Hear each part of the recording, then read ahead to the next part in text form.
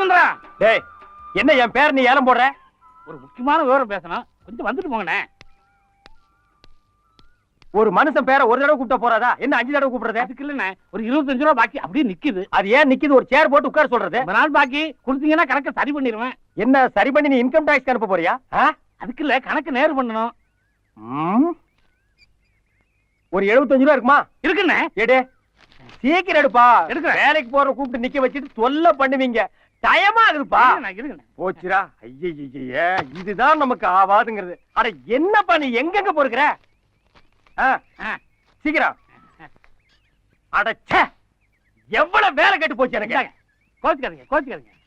75 ரூபா கரெக்டா இருக்கா? இருக்கு. இந்தா 25 ரூபா. ஆமா, அந்த பழைய பாக்கி அடிச்சிரு. வர்றேன். அண்ணா அண்ணா, என்ன இந்த 75? அது புது பாக்கியில எழுதிக்க. இல்லண்ணே, இப்ப நான் 75 ரூபா கொடுத்தேன். ஆமா, பழசு 25 ரூபா நீங்க தரணுமா? அதான் கொடுத்துட்டேன்ப்பா. 25 75 100 ஆகுது இல்ல? 25 75 100ங்கிறது பிறக்க போற பிள்ளை கூட தெரியும். அண்ணே, நமக்குள்ள கணக்கு சரி பண்ணிக்குவோம். பண்ணிக்க. பழைய பாக்கி 25 ரூபா நீங்க தரணுமா? அதான் கொடுத்தாச்சு இல்ல? அது இல்லண்ணே, இப்ப கொடுத்து 75 ரூபா. ஆமா, பழைய பாக்கி 25 ரூபா. ஆக மொத்தம் 100 ஆச்சு இல்ல? அந்த 25 தான் நான் கொடுத்துட்டேன்லப்பா. எம் பண்ணே. அட இதுவும் உன் பணம் தானப்பா. ஒரே குழப்பமா இருக்குண்ணே. எனக்கு குழப்பமே இல்லப்பா. ஒண்ணு செய்யுங்கண்ணே, இந்த 25 ரூபாயை நீங்களே வச்சுக்கோங்க. சந்தோஷம். 100 ரூபாயா உங்க கணக்கெல்லாம் எழுதிக்குவா? எழுதிக்க.